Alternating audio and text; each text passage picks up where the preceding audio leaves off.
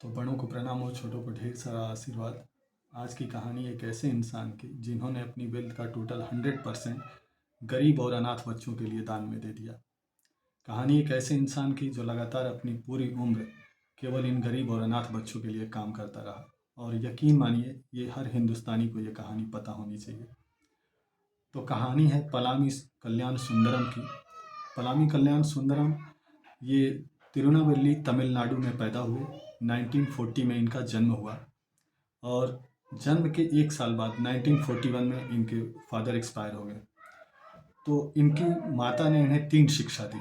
पहली शिक्षा कि कभी लालच मत करना, दूसरी शिक्षा कि जीवन में कुछ भी कमाना उसका 10% अनाथ बच्चों के लिए दान देना, गरीबों की सहायता के लिए दान देना, और तीसरी सीख उन्होंने बताई कि कुछ भी दिन में ऐसा ज़रूर या कभी कुछ ऐसा काम ज़रूर करना जिससे तुम्हारी आत्मा गर्वित महसूस करे, तुम्हें गर्व हो। तो माँ की ये 3 सीख उन्हें हमेशा ज़िंदगी भर याद रही। समय था 1962, जब इंडिया चाइना वार चल रहा था। उस टाइम पे 1962 में हमारे प्राइम मिनिस्टर जवाहरलाल नेहरू थे। उन्होंने देशवासियों से अपील करी कि आप भी अगर राष्ट्र हित में सैनिक बजट में अगर कुछ देना चाहें स्वेच्छा से तो दे सकते हैं। तो जब उन्होंने लोगों से ये आह्वान किया तो उस समय ये पलामी सुंदरम कल्याण, ये उस समय इनके पास केवल गले में एक सोने की चेन थी और वो चेन उतार करके उस टाइम पे तमिलनाडु के मुख्यमंत्री थे कामराज, उनको इन्होंने भेंट करी।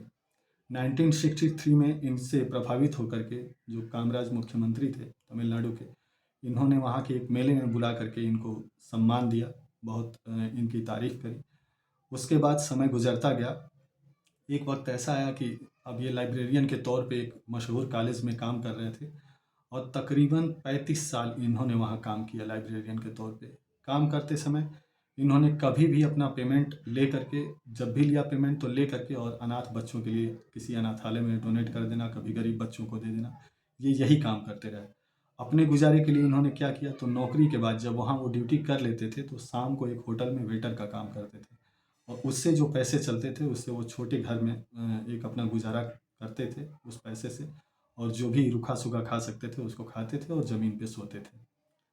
तो हुआ ये कि 1990 आते आते हम सबको ये भी पता होना चाहिए कि 20th सेंचुरी के मोस्ट इन्फ्लुएंशियल पर्सन में यूएन ने इन्हें जगह दी है। तो बात थी 1990 की। 1990 आते आते इनका एरियर आया 1 लाख रुपए का इनकी सर्विस का। उस एरियर को इन्होंने सीधा ले जाके कलेक्ट्रेट ऑफिस में बतौर अनाथ बच्चों के दान हेतु वो अनाथालय को दे दिया। उस टाइम पे जब इन्होंने पहली बार ये दान कलेक्ट्रेट ऑफिस के थ्रू दिया तो ये बात मीडिया में आ गई कि एक इंसान ऐसा है कि जिसका 1 लाख रुपए का एरियर आया और उसने दान दे दिया। अब जब मीडिया में चर्चा चली तो लोगों ने इनके बारे में जब सर्च किया, जानना चाहा, तब लोगों के बीच में पहली बार ये बात आई कि एक इंसान ऐसा है जो 30-35 सालों से लगातार कंटिन्यूसली अपना पूरा सैलरी गरीबों के लिए दान देते जा रहा है और अपने लिए ऐसे वेटर का काम करके गुजारा कर रहा है। 1998 में 10 लाख रुपए इनका जब ये रिटायरमेंट होते हैं तो 10 लाख रुपए बतौर इनको पूरा ग्रेच्युटी वगैरह सब मिला करके दिया जाता है। ये पूरी 10 लाख रुपए की धनराशि अगेन ये गरीब बच्चों के लिए दान दे देते हैं। उस टाइम पे यूएन की एक मशहूर संस्था ने इनको अवार्ड के तौर पे 50 बिलियन की राशि दी। तो वो पूरा जितना 50 बिलियन, आपको समझ ही में आ रहा है ये कितनी बड़ी राशि है।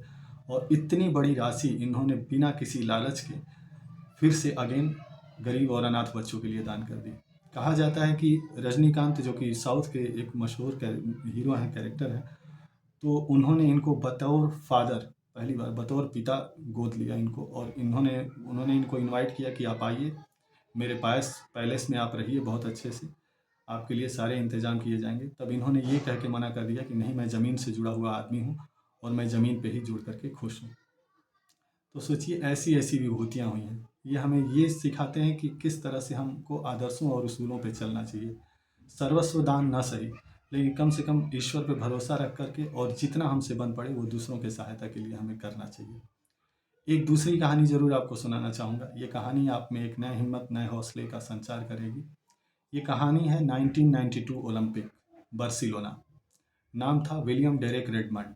एक ऐसा 16 साल का लड़का कि जब वो अभी ये इवेंट से अगर 2 साल पहले फ्लैशबैक में चलें, जब 1990 के दौर में चलें, तो उस टाइम पे इस लड़के ने इतनी कठिन प्रैक्टिस करी थी, इतना ज़्यादा इसने प्रैक्टिस किया था कि उस टाइम पे कई लोग अपना नाम वापस ले चुके थे इसके नाम डालते ही।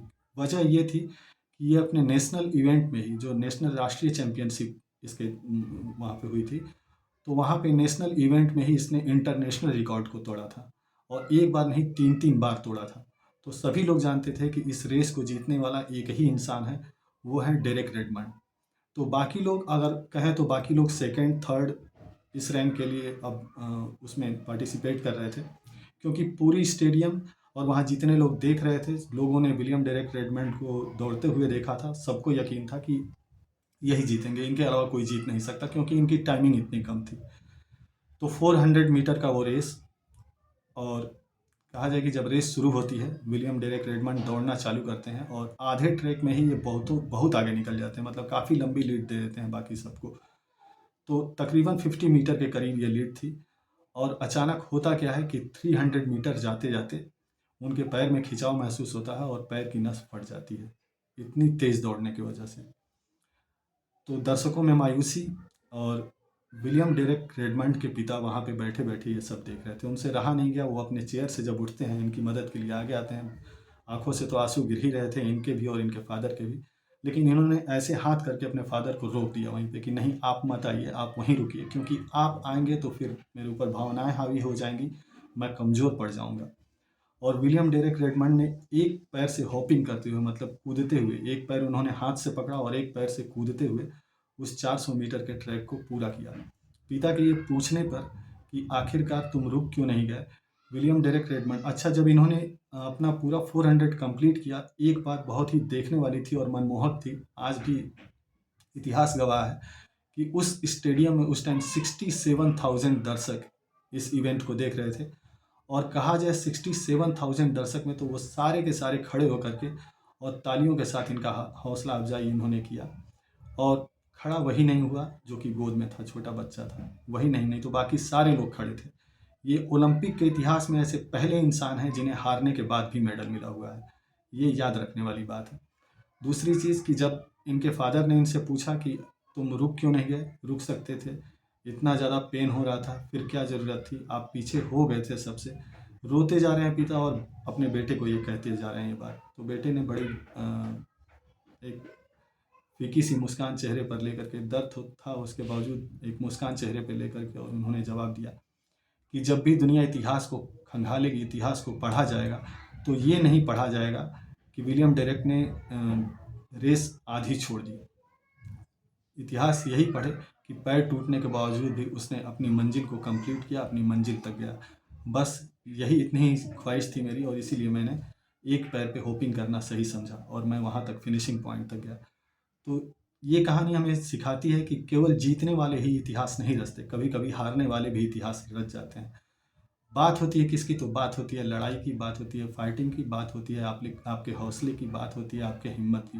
तो ज़रूरी नहीं कि हर बार हम जीत ही जाएं, लेकिन अपना बेस्ट हमको देने की कोशिश करती रहनी चाहिए। उम्मीद करता हूं कि ये दोनों कहानी आपको प्यारा सा सबक देगी। आप लोगों का सपोर्ट करने के लिए बहुत बहुत बहुत दिल से आभार, दिल से धन्यवाद। आप यूं ही आगे बढ़ते रहें ज़िंदगी में और सदमार्ग पे चलते रहें और एक एक नए माइलस्टोन अपने लिए सेट करते रहें। Thank you.